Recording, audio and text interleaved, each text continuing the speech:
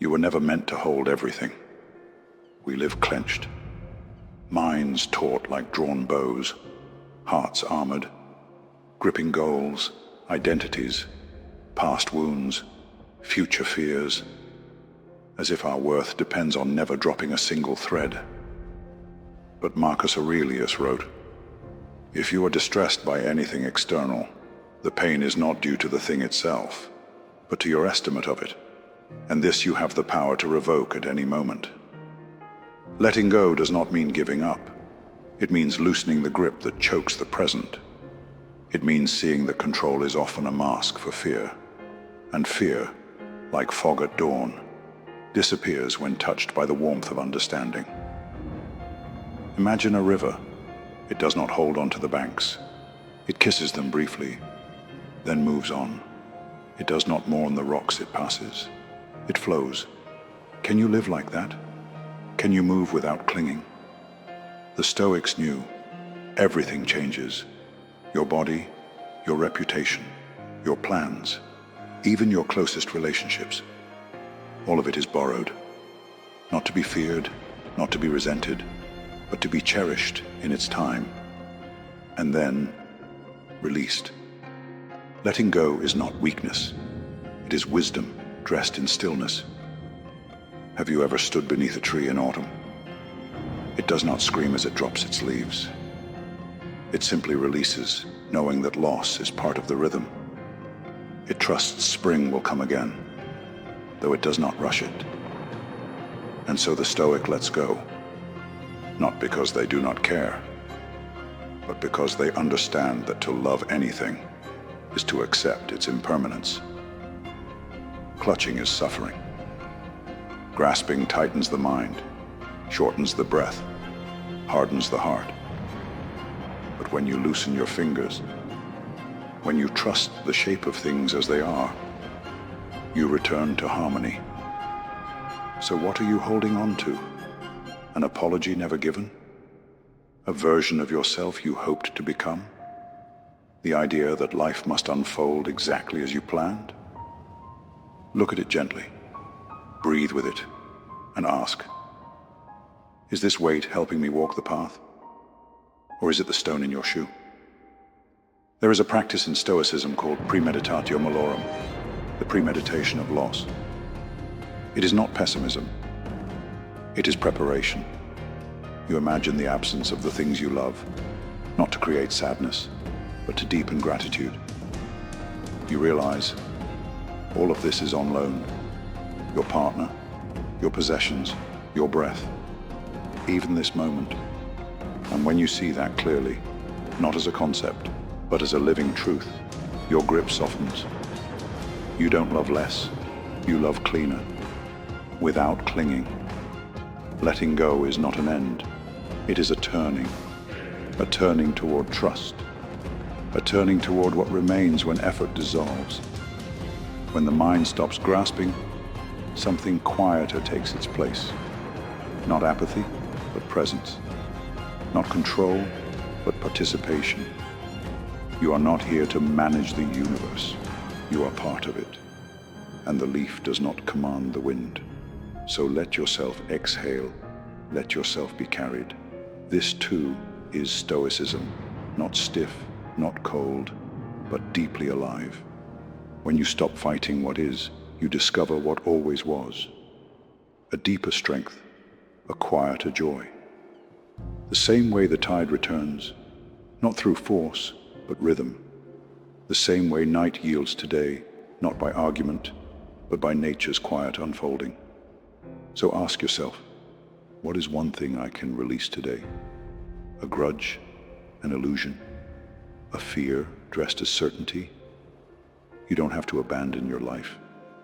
Just loosen your hold on the parts that are holding you back. Let go of needing to be understood. Let go of the story that you must prove your worth. You're already part of nature. You're already whole. And when you forget, come back to the breath. It is the body's way of letting go over and over again. Inhale, receive, exhale, release. This is not a weakness. This is the wisdom of being in rhythm with life. And when you walk in rhythm, the world responds. Not always how you expect, but always how it must.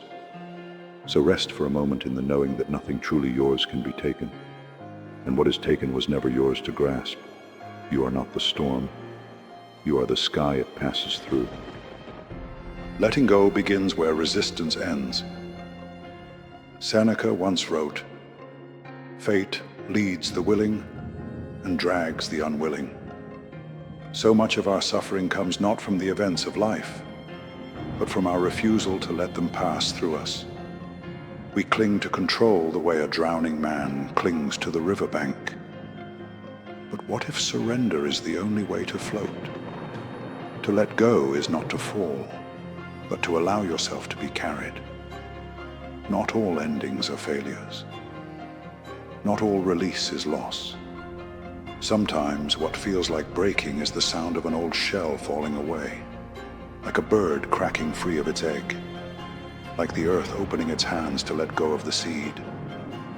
What you are losing may not be your life, but your limitations. There is a kind of intelligence deeper than thought, a kind of peace that lives just beneath the surface of trying. It waits, not in the next success, but in the space where effort stops. When you stop chasing closure, you find presence. When you stop rehearsing your pain, you hear silence. And in that silence, life speaks. We are taught to grip tightly, to hold our plans like shields, our identities like armor. But armor weighs you down, and shields, when clung to too long, become cages. You're not here to perfect your past. You're here to live this breath, now. What happened, happened. What was lost was real, but it does not own you. Let go of the illusion that your pain defines you. Let go of the belief that only if you had done better, loved more, tried harder, you could have saved it. There is no saving what is meant to change. There is only meeting it with grace. So what do you fear will happen if you let go? Will the world unravel? Will you vanish? Or will you finally see the ground beneath your feet? There is a moment after the storm. Not just calm, but clarity. And it arrives not when you've won the fight, but when you've stopped needing to fight at all. You see, to let go is not passive. It is not retreat. It is an act of courage. To trust what you cannot control. To bless what you cannot keep. To stand empty-handed and still say, I am whole. Marcus Aurelius asked himself daily, what is in my control and what is not? This is the Stoic's compass, and it always points inward. You cannot control how others respond. You cannot guarantee outcomes, but you can choose how you meet each moment, with clenched fists or open hands. To release is not to reject. It is to honor something fully and still let it pass. It is to say, I loved you, I needed you, and now I thank you and let you go. Like the breath. We do not hold our breath to keep it. We release it so that life may continue. And life does continue in new forms, new seasons, new strengths you haven't yet met. When you let go, you don't disappear. You transform. The fruit must fall for the seed to begin. The cocoon must tear for the wings to open. You are not breaking. You are becoming. So if grief visits, let it sit with you. If fear knocks, open the door.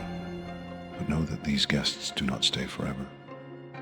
They are passing clouds, and you are the sky. You've been taught to keep everything in its place. But what if your freedom begins when you stop sorting and start surrendering? Let the leaves fall. Let the tide return. Let the plan unravel, if that's what it wants. Because life does not need your grip. It needs your presence. And presence only enters where space is made. So make space. Clear the shelf of old stories. Set down the burden of should. Let go of being the hero. Let go of being the victim. Just be. The Stoics lived with eyes wide open, not in avoidance, but in acceptance. They practiced letting go, not once, but daily. Letting go of certainty, of entitlement, of the belief that they were owed anything but this breath. And in that simplicity, they found power. Not the power to force, but the power to endure. Not the power to command, but the power to remain calm, even as the world spins. Letting go is not about loss. It is about alignment. The leaf does not resent the wind. The tide does not question the moon. And you do not need to understand everything in order to trust. You are part of a rhythm far older than fear. You are woven into a pattern far deeper than planning. So trust the fall, trust the pause, trust the mystery. And when you forget, return to the breath. Inhale, life enters. Exhale, you let it go. This is the art, this is the rhythm, this is the peace that waits beyond striving. You are not empty when you let go. You are spacious. And in that space, something new can arrive. So let go. Not with force, but with faith. Not because you must, but because you're ready. The way the tree releases the fruit. The way the river carries the leaf. The way the sky holds the stars, without owning a single one. You were never meant to hold everything. You were meant to feel everything and let it pass through. And when you do, you don't lose yourself. You find the you that was never clinging. And in that letting go, you come home.